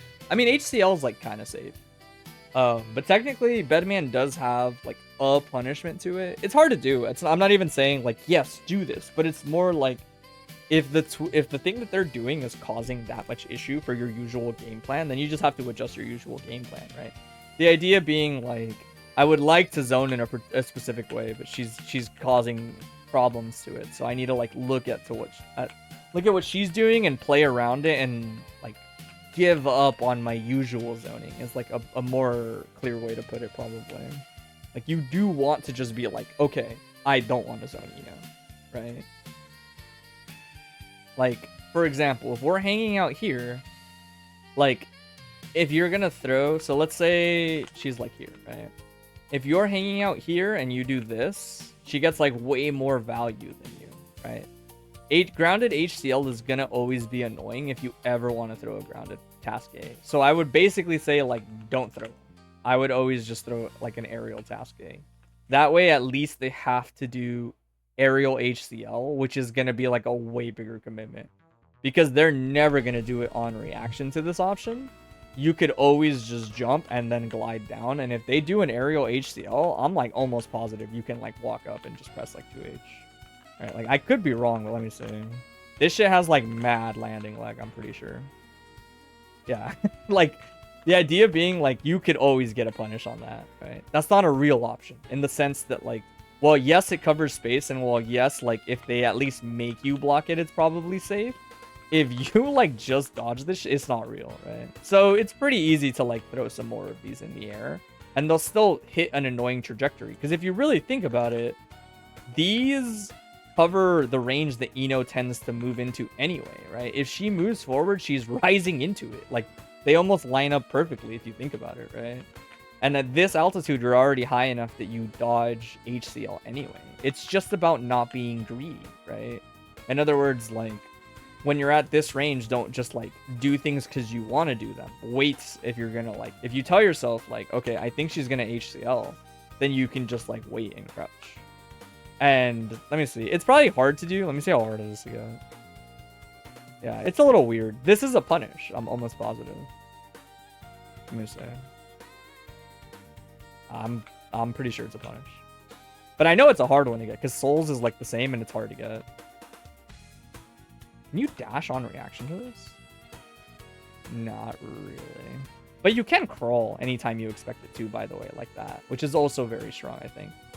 This is like the thing that I'll see like Bedman sometimes actually do is like crawl under it while it's happening. Because even while you're crawling, you can just like suddenly 6p if you need to. Like if Ino goes into the air, you're still moving forward and like you just release the down input, right? And then 6p. But if you didn't already know, obviously like HCL will never hit you like crawling. You're just scared of the air dash YRC after it. Yeah, but the way I would put it is you not crawling doesn't change that, right? If anything, the YRC gives you like time to react to it. In other words, if they were to do something like this, right? Then yeah, you can like just beat it, right? Yeah, exactly. You are overthinking it. The idea is that YRC options are always going to be good. Like always a certain amount of good, right? Like the reason the HCL YRC is still good there is if they stroke the big tree, then 6p loses, right? Ino still has the opportunity to be right.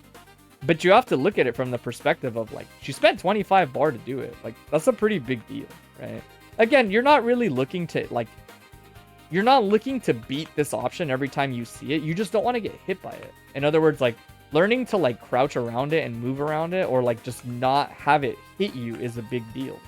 Because if this happens, then she gets to air dash and you can't do anything about it. That's like the problem, right? In that specific situation. And just in general, you were getting clipped a lot. Hanging out a little bit higher up or when you're on the floor, just like crouching so that it doesn't hit you or crawling back are both solid until you can get in a range where you feel like you can do this again. And then when you're moving forward, even though it's like usually like, oh, I want to walk, right? Like I threw my thingy, I want to walk behind it. You kind of have to adjust to the matchup and tell yourself like, okay, I threw my thingy, let me crawl behind it. It's not going to change the fact that you're moving forward, but you do kind of want to be ready for everything, right? Because what if you're crawling forward and she does this, right? And you're like, oh, she fucking did a dive, right? Like, let's get my punish, right? You moving at Ino is not like necessarily a bad thing as long as you're doing it kind of slow and controlled. But as far as like this move goes, or is it like, let me see. Let me do it with 2H because it's probably easier. There it is. So that, see, like there's a timing on it where you literally can punish this. It's just hard to do. That's why I don't even say like, oh yeah, you should just crouch it and like, you just crouch it and get the 3H. Because if you fuck it up, like you just die. You can press 2H after though. Like even if it's not a punish, by the way, that's also like something you can do right here. Or like if you're in range for it and you crouch it and you're like, oh, the move finished. You're still plus over Ino, for example. So if she tries to do like HCL, and you crouch the first one, like you can definitely interrupt or trade with the second or do whatever, right? Or just go around it, right? In other words, like if you're here, if you're like in the air and she HCLs, like you can kind of just go at her, right? It's a big timing kind of move, right? Yeah, it's more about avoiding the HCL, right? It's not even like a speed thing. Like obviously walking is like twice as fast, if not even more than like crawling. but you won't get hit by her main poke while you crawl, right? And so the idea is when you're moving forward, she can't stop you from moving forward, right? That's like how she does it usually, is you're walking and she does something like this, right? And it hits you. Wait, no, wait, is regular walk on its own good enough? Okay, it catches you if you're like turning around. Holy shit, even regular walk goes through. That's crazy. I knew crawl did. What? You could just move at Eno if you time it right. That's crazy. Don't worry about this, because I still think it sucks, because if you stop, you're gonna die, right? So I wouldn't worry about it. I would still probably crawl a lot. That way, if you suddenly stop crawling, you're still, like, good. You know, you don't just get hit because you stopped crawling. Right? But crawl is very strong. Hanging out closer is probably more necessary than you think. The fact that this isn't gonna hit Eno is a big deal, man. You kind of always need her to be at least in a range where this is a threat, right? Like one of these is a threat. 2H here, right? Or like 3H once you're further out. But the idea is that you might get a projectile and that's cool, but so will she, right? And her projectile is a lot more oppressive than yours, potentially, right? Hers doesn't go away if you make her block. You have to hit it with your projectile to make it actually explode. Otherwise, it just demands a lot of screen space, which forces you to get caught by like other HCLs because she covers the other space now, right? Where the idea is if you're close enough, she's less likely to do that. If you're this close to Eno, I can guarantee you most Enos are not going to stick this out. Because in their head, they think this is going to happen all the time now, right? Or that you'll just go over it or do whatever, right? Like, there's a lot of like different things. Like one of the things I was going to say is like if you ever hit Seismo here, you can just go around it. Like the note entirely, right? It's almost like a lot of this matchup is played like avoiding HCL on the ground, in my opinion, or being in the air a lot. And if you're hitting pokes like this, you tend to want to just jump cancel them instead. Versus a character like Eno. Because you don't want to trade, you don't want like this. And then this trade is not good for you. This trade is like kind of bad for you actually. Right? I guess it's okay. But the idea is like, I don't know. I would sooner like prefer to just be like, oh, I'll just go around Eno. You know? And Eno's not good at punishing you flying around because she can't end up underneath you easily. She kind of like has to HCL and like snipe you flying around in like different spots. But if you like prioritize not getting hit, it's like, I don't know. It's like, kind of hard to snipe Bedman dashing around if he's careful about it, right? I think you have the right idea that it's really a lot about like if she's HCLing, then you should slow down and avoid it and then like move at her like kind of afterwards or dodge it and start to set some other stuff up. And being more willing to like, oh, I got a hit, let me like run it, you know, is like a big thing. Because if you play like extended neutral and she hits one thing from full screen, you might lose. You don't have good tools at stopping that. Okay. So playing for the full zone is like not that great. You basically want to like pollute the screen, make her impatient, don't get hit by HCL, and then like flip her. The last thing I want to talk about a little bit is like defensively. And honestly, Sammy was pretty good about not being like too greedy, but one of the things I wanted to talk about is understanding how Eno's pressure is like usually structured, right? So generally speaking, you kind of like want to stay crouching versus her unless you're just going to commit to like jumping out. And well, maybe I shouldn't phrase it like that, but a better way to explain it is basically when Eno does a string like this, she's probably going to cancel it, right? And so waiting and like even fuzzy mashing is like better than you might think because you kind of just wait and see what she does. The stroke the big trees technically have downsides. The heavy one is throwable. You can throw Eno out of it, right? If she does the heavy one, there's only one reason that she slides forward and hasn't hit you yet, and it's that one. The S one is even on regular block and minus on instant block. So ideally, right, you want to instant block it and go from there. But like, that's not necessarily true all the time. Oh shoot, I didn't even realize the game audio is still bugged. Let me fix that. I guess it doesn't matter that much, but there we go. Alright, so like this is throwable, the other one's reactable. You have to be careful about when you stand versus Eno, even though it's like, oh, I'm worried about the highs or whatever. Because if she does this and you stand into it after the end of her block string, you lose the RPS that she has to fight against every time. I think this happened like once or twice in the set, where it's like you would try to escape. They're both very dangerous throws. They're only throwable a few frames before active. You can like fuzzy throw it. I don't throw S stroke, but I fuzzy throw H stroke is the way I would put it. You can do it.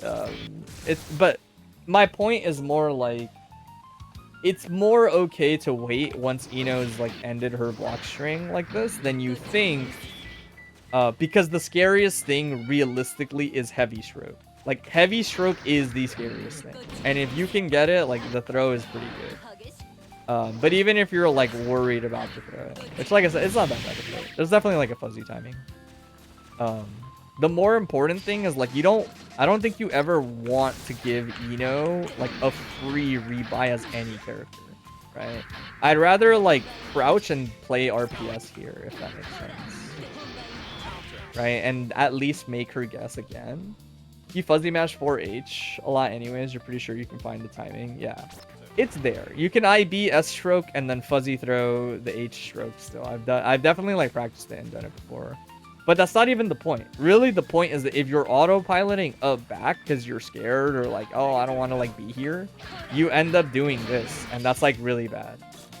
Versus Ino is the way I would put it. Okay. You don't want her to get that for free. You want this to happen. Is it not on that one? Oh, it was on this one. Yeah, same thing. Right? You want her, anytime you see buttons like 2S, 2D, whatever, you want Ino to have to make a crazy commitment like this. Which in her eyes is like a big commitment. Is 5P not good? We're getting to read. We're talking about redash right now. Fellow Bedman player? I'm teaching a Bedman player.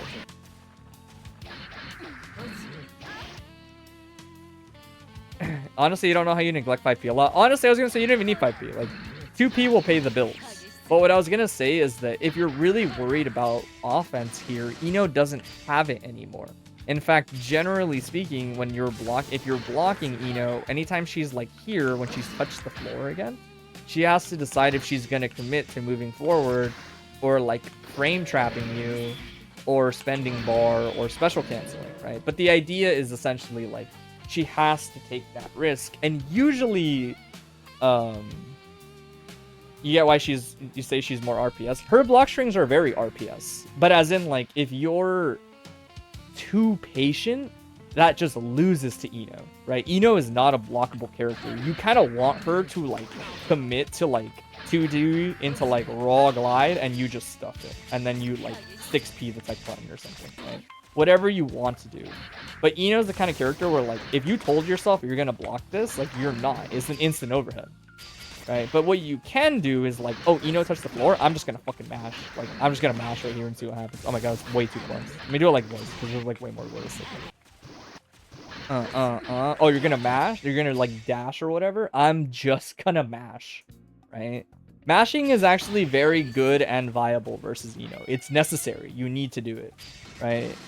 And the reason being, like, technically the up back is scary because of this. Even though you could up back, you don't want to give Ino these to the point where it's like, in a way, you'd rather RPS. Like, you'd rather sometimes just try your luck at mashing instead.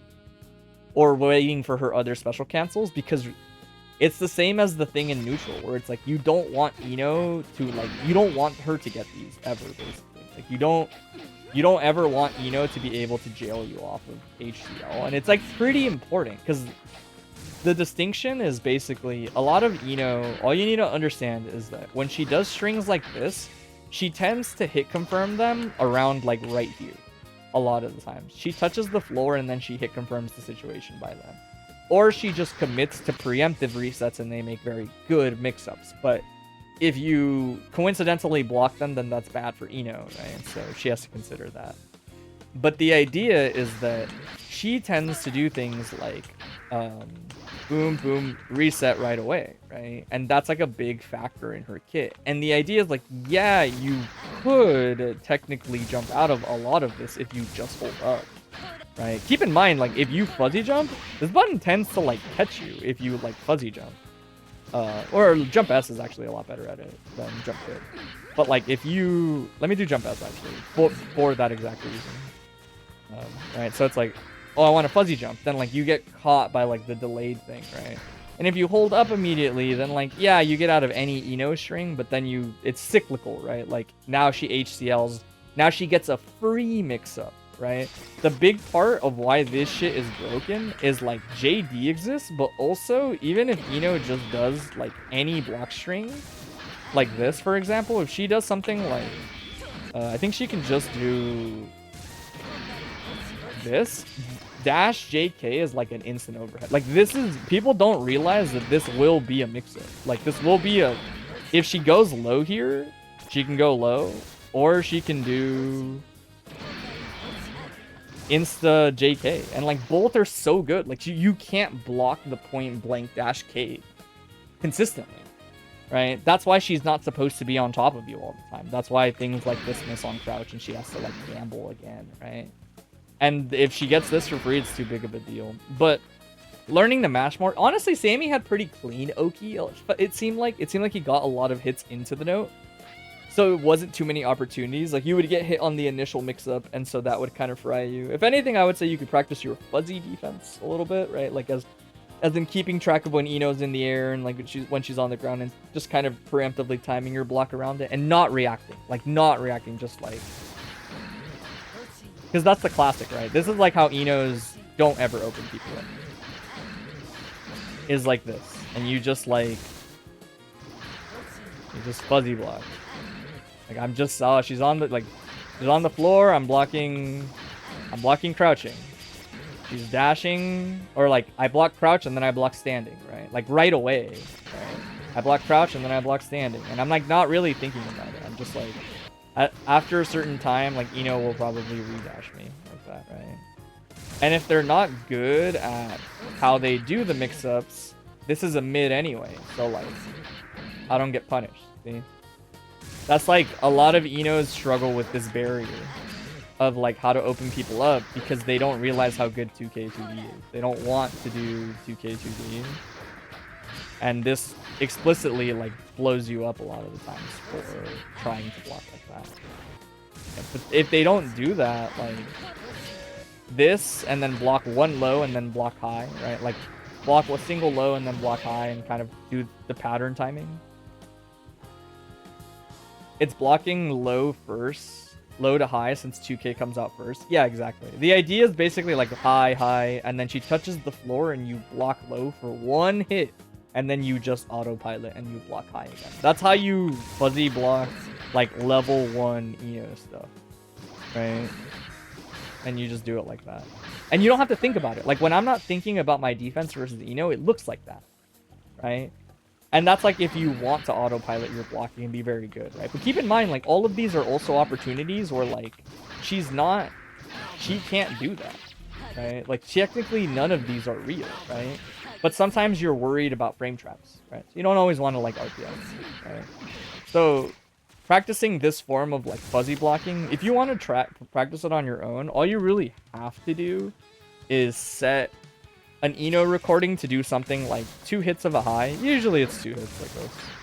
Do a low and then do 2K, 2S like this, right? So like, I'll show you a recording, right? You want one that looks like this. You want one... you want one that looks like this. And then, I don't know, you can just do another one. It doesn't really matter. Right? But if you do it correctly... No, did I mess up some of these? Did I mess up literally each one of them? Okay, that one's fine. Okay, this one's fine. Okay, I only need to redo the first one. I think the first one's like the 2 S's. Oh, that's the... Okay, yeah. We'll just redo one of those ones. It's fine. Right, you use the pushback in the initial startup. And so like now she should like never hit me on any of these. Okay. Like there's a reason the 2S is not a low, bro. That shit, oh my god, it should be so broken. Right. And so this is good, like this is how you fuzzy block level 1 Eno stuff. Keep in mind, she can JD and do other stuff, right? She can do boom, boom, JD, and so like you have to keep that in mind. And wait for them to do it, but like in terms of like greedy redashes and stuff, Elo, Eno, 2S in your nightmares. She can do things like the delay JD, and so you want to keep those in mind every now and then, but all the redashes and all stuff that like level 1 Enos do aren't like that great at adjusting, right? Oh, I guess I'll show this, because this is actually a good example of like, this is kind of why you don't just mash here, right? If she does, if she staggers and she goes into this, so like, and you try to mash on the 2K because they were redashing before, right? Then like now you get stuffed by the disjoint. Now she gets far/counter hit, etc., right? That's why you don't always want to mash, but it's a balance, right? It's understanding being preemptive sometimes, right? There's a good general blocking pattern to Eno stuff, which I just showed. Sometimes you tell yourself, okay, I think I can just hold up versus the Eno redashes, and that's fine. If you're worried about HCL, then you have to commit to crouching. And if you're crouching, then like mashing is fair game. Mashing is fair game when you don't expect her to frame trap it. In other words, either one of these will lose to like fuzzy mashing, right? Because it's like she's doing a true block string, or I'm getting a fuzzy mash. See? And on Eno's end, she is deciding which you're gonna do. Are you gonna jump? Are you gonna mash? Are you gonna try to block that? Right? So it's RPS. It doesn't feel like it, and it's very scary for the defender, because if you're wrong, then you can end up losing off of it with all the mix-ups. But that's kind of unavoidable. Like, you have to fight Eno that way, in my opinion. And some characters just have amazing normals they can press. Like, Jam 2S is good on the redash.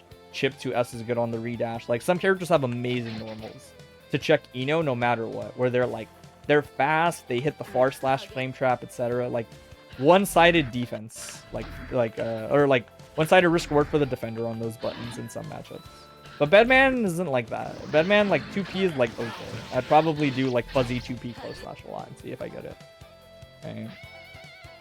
Yeah, keep those in mind. The big takeaways, like, try to actually wrap it up, is basically, when you're doing your projectile zoning, try to favor being in the air, so that at least if they have to like call it out with HCL or something, they always have to do it like in the air. And if you see that whiff, then like walk up should be pretty free. If it's grounded HCLs you're worried about, then slow down a little bit. Slow down and just like don't let them hit you. Right? Like I said, even something like HCL is technically like not real if you just like crouch it and see the first one whiff and then they try to do another one and you're like here, right? And like even this situation is like me being slow, right? But you can see why I say being far from Eno makes your life kind of awkward, right? Just like, it's harder to be ready for those things if you're not already like at least like here. And if you really think about it, like Eno can't really reach you with anything that isn't this anyway, right? Eno doesn't have anything besides HCL that hits at this distance, so it's the only thing you play around, right? That's kind of what's funny about Eno. It's the only thing she can do here, and she's not going to know it's way too close. If she notes, you can like see it, super jump over, and probably do some other shit before she can, right?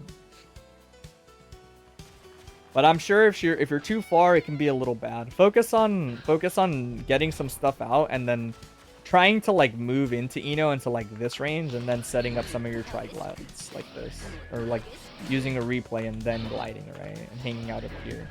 And if they're good about it and they try to bully you for doing this, then you keep up with the pacing of the decisions, I think, and you just start doing some empty glides and stuff. Your priority versus Eno, the last thing I'll say is, this matchup is not about being active, it's about not getting knocked down. Every decision that you kind of want to be making, at least in neutral, in my opinion, versus Eno, as like most characters, is, I'm trying to do something, like I'm trying to set up zoning, I'm trying to do whatever. But every time I'm gonna make a decision, if HCL can hit me and kill me, I might not do it. Like, I'm just gonna wait a little bit. Because at the end of the day, Eno still has to reach me. Her only thing is note, and if she gets any stray knockdown, that's really bad, right? So it's like, it's almost okay to play like very safe. I wouldn't even say slow. I would just say like very safe, right? If it's like, oh, I could get clipped or insert thing could happen, like, don't do it. Don't do it. I've learned this lesson a lot, because the way I would put it is, Baiken has very good neutral versus Eno, but Eno is very good at shutting down a zombie as a mechanic compared to like other characters, obviously. And so I usually think of the matchup like that in my head, where it's like, I'm not winning just because I'm getting more hits. I'm winning as long as I can avoid getting knocked down at any cost. Like, If I get hit, guaranteed burst point, I'll take it, reset, and we'll just play some like extended neutral, right? But getting a little bit greedy and going like, I'm just gonna throw like task B out because I think like task B is gonna work, and like randomly, like even from full screen where it would normally be safe, like HCL clips you, the task B could never be worth it, is how I think of it. Nothing you can do in neutral can ever like really add up to the same value as a random like, oh, I guess you got hit by that, I guess like I might win now. Like it really redefines the risk you're willing to take, and it makes you realize like, oh, I guess I can just play like to punish the approach, right? And then pick some minimal activity like in neutral and then just go from there, right? But yeah, it's a scary matchup, Avery. The big thing about Ino is she's kind of like another Slayer where decisions just happen really fast. And so if you haven't sat down and really like looked at them before and automated some of the defense and looked into like, okay, if I pick this, I lose to this. If I do this, I do this. When she hits this button, like what are her options? If you can't keep up with it, then it feels like a million highs, and when you try to wiggle out of it, you get clipped by a random thing. And then all the Oki is really oppressive and hard blocked, so it kind of slips away from you really fast, right?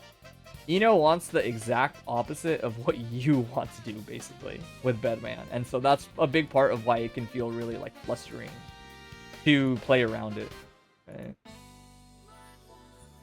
But yeah, I would say like those are big things to focus on, being more proactive. And I would say like the thing I mentioned about like your zoning and transitioning it into like I got to ball out, like maybe try to walk behind it or set something up or hover a little closer now that the replay is like an option.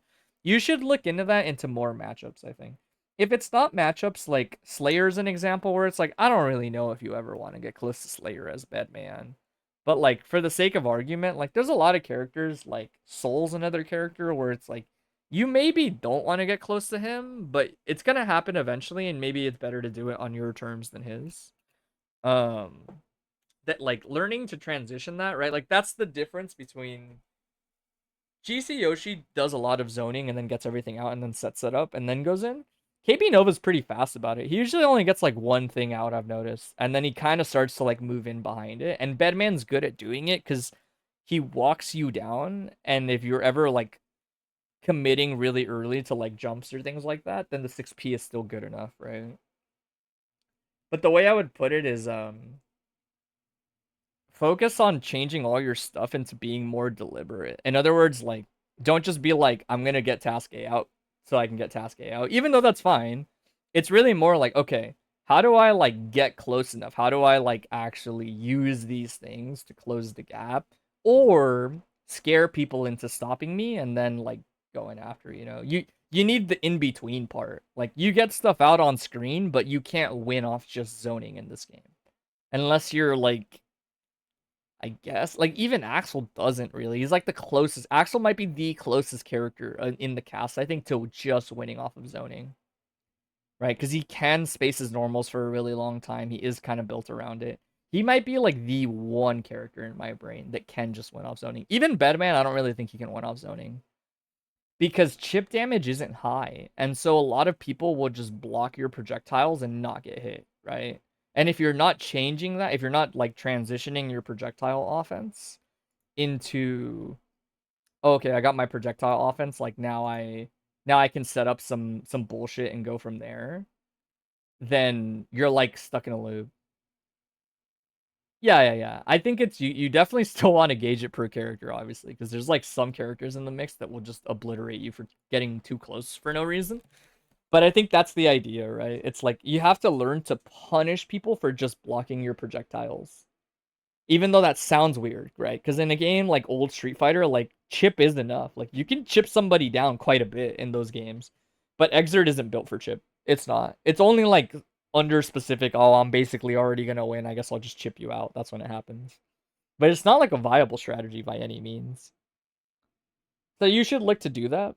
And my rule of thumb, Avery, would basically be like if 3H doesn't hit, you're probably like a little too far to make anything happen. That's not bad necessarily. Like sometimes you want to be full screen and maybe you do want the safety of it, but know that if 3H can't hit them, you pose no threat, if that makes sense. Right? Yeah, you should. Yeah, that's exactly how GC Yoshi plays Bedman. He uses them like marvelous assists, and it works out pretty well. But yeah, keep that thought in mind, especially when you watch Bedman or like start to play, and like it's gonna be really weird getting used to it because some of the hits are so awkward when people get clipped randomly as Bedman. But a lot of it is just telling yourself, could I have comboed, or is it just like the hit is really weird and I just space 6p, and that'll simplify a lot of it, I think, when it comes to like trying to go in, but people maybe got hit by something. Is just learning what hits are like. Okay, that's probably gonna combo, and I can go into it. Or it's like it's not gonna combo. Okay, I'm just gonna wait for air tech and like space 6p, and then that's usually enough for a character like Bedman, to get started. But anyways, um, that is this week's bi-weekly VOD review in the books. It was kind of a wonky bi-weekly VOD review because like I knew that scheduling would be like really weird, but it was okay. We made it. But yeah, if anybody's curious, anybody's lurking or whatever, I do buy the bi-weekly VOD reviews every 2 weeks. They're nothing fancy. They're exactly what you just saw. I just watch some gameplay and I give some gameplay suggestions. I don't like do anything super duper crazy besides that. But they're always like free to like if I actually, they're on Blue Sky, on my Blue Sky. You can follow the Blue Sky account. I post a Google form. It's actually the old form is posted still if anybody wants to see it. The form you just fill it out. It has like all the things you need to know in there. It's open to everybody. They happen, like I said, like bi-weekly ish, as long as I'm not busy. And I haven't been in a while on the weekend. I'm either free Saturday or Sunday, so it falls on one. I try to rotate, but sometimes I get stuck on one day, depending on what's available. Um, and so I think I've been doing Sundays for like a while now. I think I've done like 3 Sundays in a row because I've been busy Saturdays. Um, but yeah, they're open for everybody. I put them on the YouTube too, actually. Too. In fact, I'm actually slacking. I didn't upload last bi-weekly VOD review. I just remembered that I didn't. But they get uploaded to the YouTube channel. I might actually have to update that. Sorry, I think that link's like out of date because I changed the URL or whatever. But they're also uploaded to like the Bike and Player YouTube. So they'll go up there if anybody wants to rewatch them. But that's pretty much it. I'm gonna head out. I don't actually feel like streaming anymore today. If you want to watch more Exert here, I'll plug it. It looks like Badomp is getting axled, which is always great. I might actually just watch that to watch the struggles of Slayer versus Axel. It sounds like a good time. But for now, I'll catch you guys later. You were hanging out. Appreciate it. If you learned something, that's cool. But